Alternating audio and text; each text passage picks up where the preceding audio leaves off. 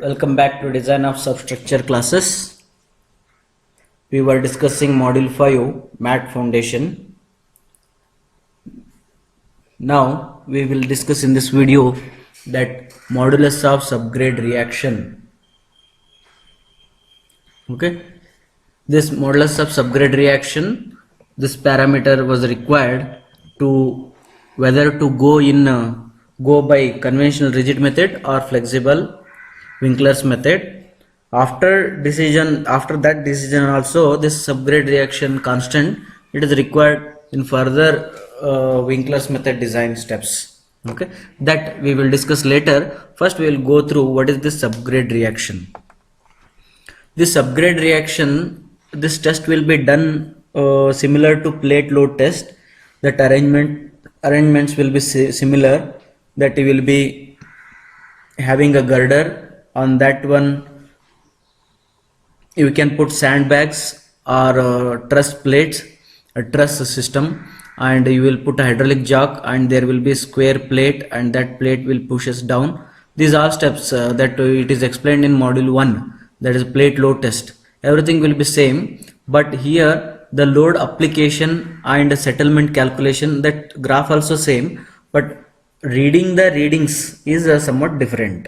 Okay, and application or load increment, these all parameters are something different, that we will discuss. In modulus of subgrade reaction, to perform the analysis of structural design of flexible mat, you must know the principle of evaluating coefficient of subgrade reaction K. Before proceeding with the discussion of the approximate flexible design method, let us discuss the coefficient in more details. What I explained, the same thing it is written. Here you can see this is a mat here, and on that one some constant load is there, uniform load is there, and that load is called as a Q, and because of that load it may settle a value of delta, that is called as a settlement. We will consider uniform settlement only, that is a delta.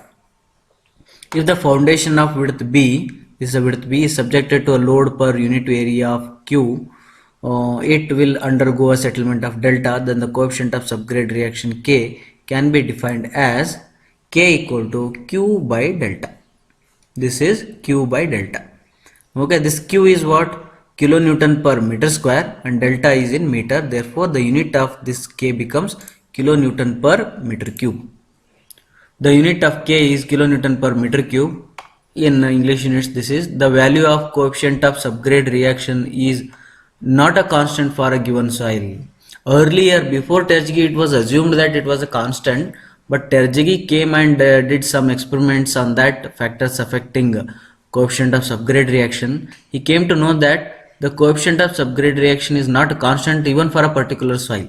It is always varies with respect to some parameters.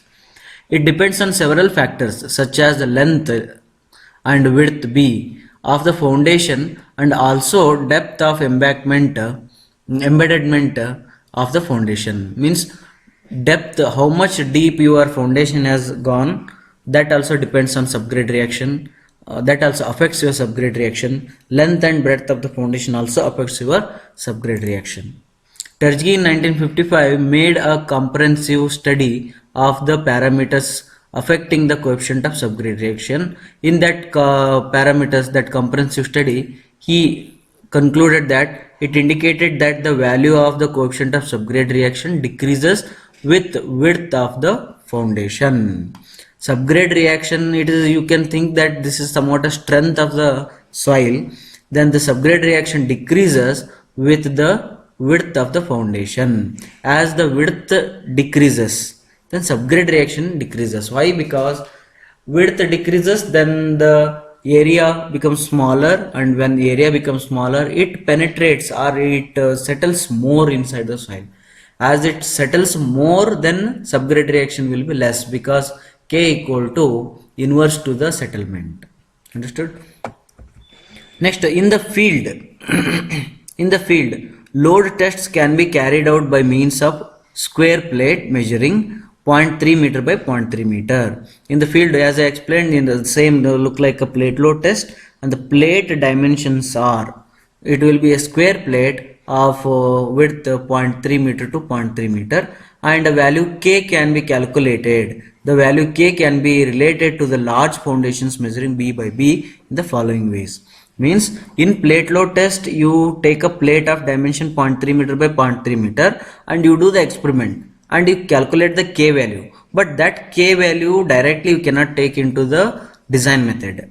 Why? Because you did it for a small plate, but your foundation width is B by B. Therefore, you need to apply some empirical formula and convert this subgrade reaction to your footing dimensions, corresponding to footing dimensions. That we have two different ways for that now. Foundations on sandy soil and foundations on clay soil. Foundation on sandy soil, that K equal to K into K of 0.3 into B plus 0.3 by 2B whole square. Okay, here K of 0.3 means subgrade reaction calculated for the plate of dimension 0.3 by 0.3, and this K is, this you will get as a result output for your breadth B by B. Okay, and B is the width of the foundation you are using for your foundation. Okay, now this is for sandy soil, and for clayey soil this equation will be K of 0.3 into 0.3 by B.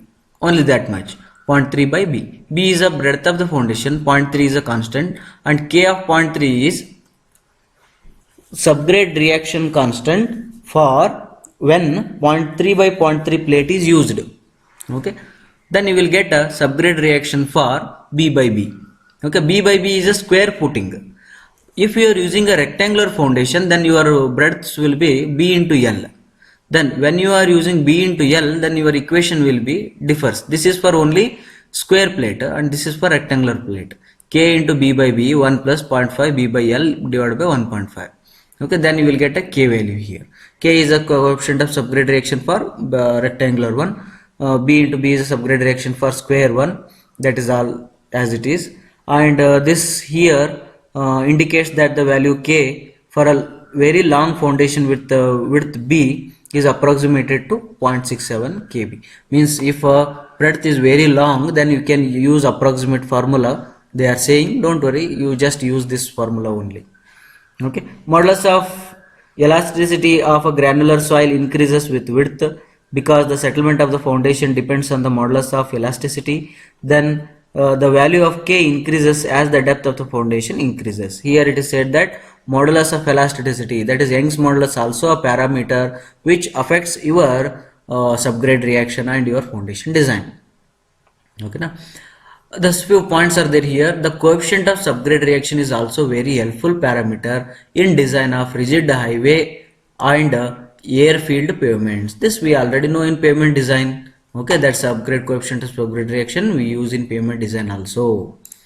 The pavements with a concrete wearing surface are generally referred as a rigid pavement, and pavement with an asphaltic wearing surface is called as a flexible pavement. In pavement design, if you are taking that subject in your UG as a elective, then you will be coming to know that the concrete roads are rigid pavement roads and asphaltic wearing roads are flexible pavement roads. Okay, now that we have discussed the coefficient of subgrade reaction, you came to know that coefficient of subgrade reaction. In examination, if they ask explain coefficient of subgrade reaction, then you write whatever explained in previous slides. Along with that, you can write the figure of plate load test and the graphs obtained in plate load test. Those graphs also you can draw and you can make it to satisfy those marks and all. Okay, if it is 4 marks, 5 marks, only the previous slide whatever it is explained you write it. If it is 8 marks or 10 marks, then you can draw those figures and you can explain. This method as proposed by American Concrete Institution committee is described by step, the same steps we are using. Then the design procedure is based primarily on theory of plates and shells. One concept is there in structural engineering. Based on that it is done. Its use allows the effects, that is moment, shear and deflection, and concentrated column load in the area surrounding to the evaluated means that concept, that design procedure will give you moment, shear and deflection. If the zones of influence of two or more columns overlap, then superimposition can be used to obtain the net moment, shear and deflection at any point.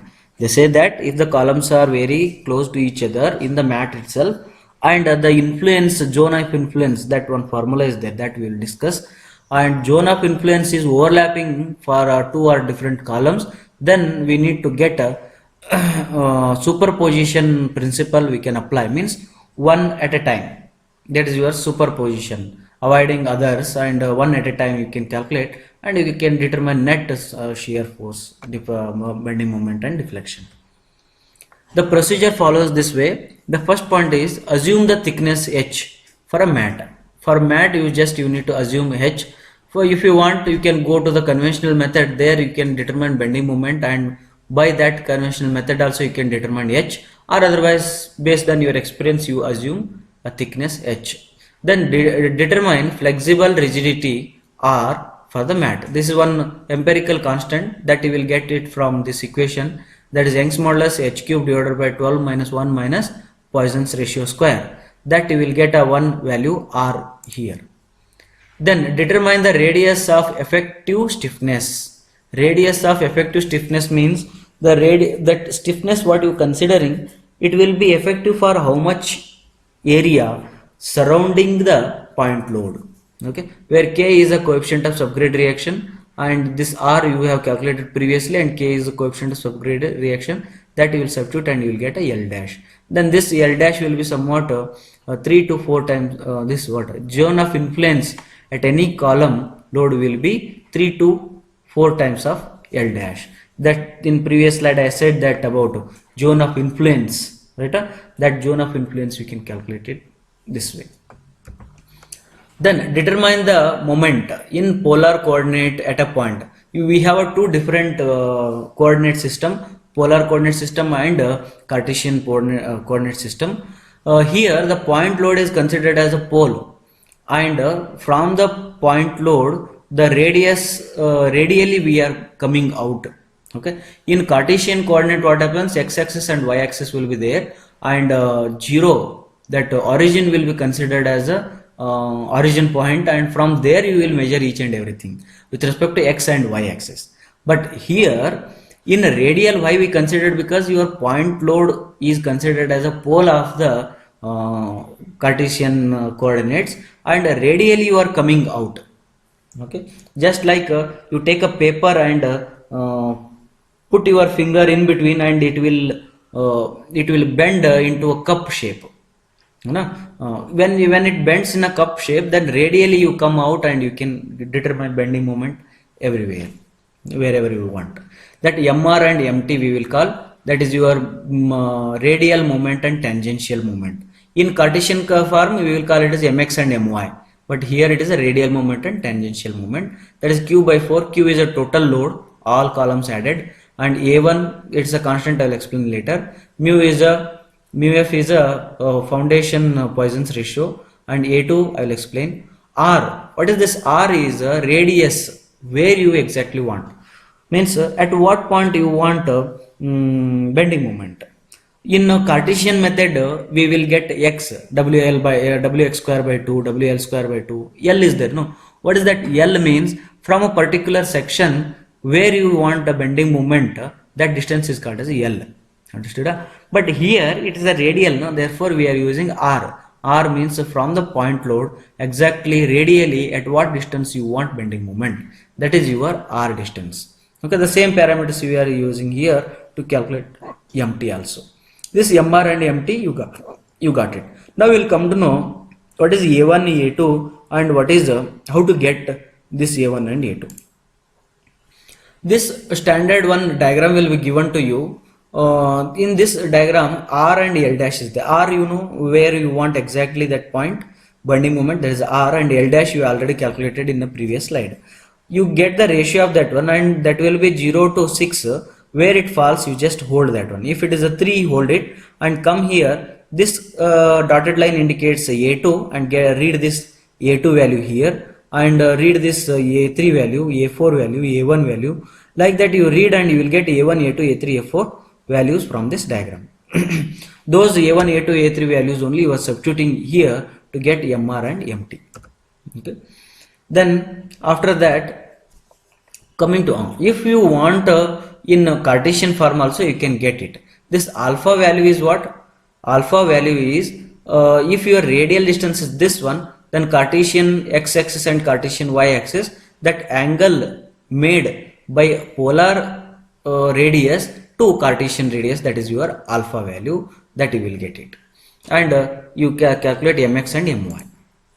Then in the fifth step, for a unit that in the previous step we got a bending moment. For shear force we are getting here, for a unit width of matter, determine the shear force V caused by a column load, that is equal to Q divided by 4L dash into A3. A3 you already know. This is your shear force. And if the edge, don't worry about this.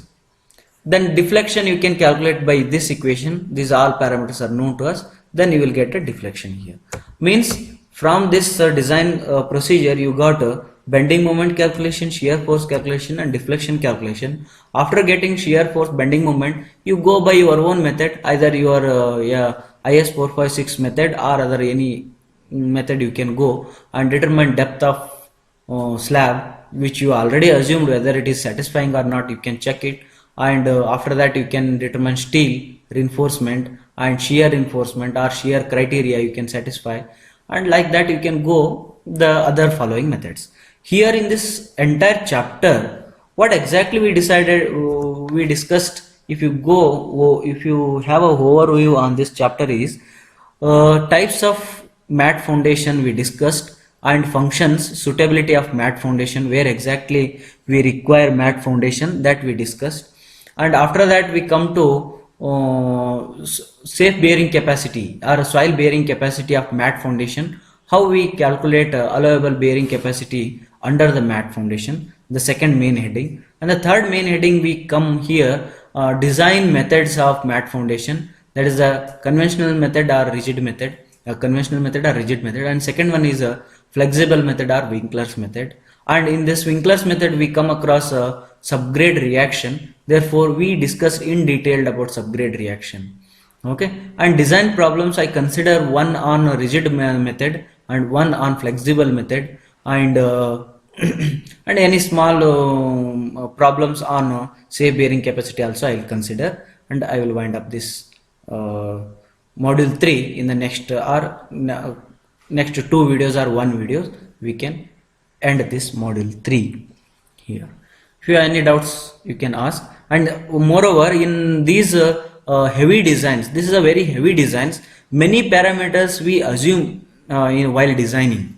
Okay, we don't have any strict method to follow, like your beam design, column design, or otherwise foundation or a small slab design. There each and every parameters are guided by your Indian standard or something. There everything they will guide it, even pin to pin they will guide it, how to calculate that, this and that, etc. But here in heavy designs, a few parameters you need to assume, few parameters you need to refer some literatures and experiences. These all parameters will come, and based on that you can design mat foundation. Thank you very much.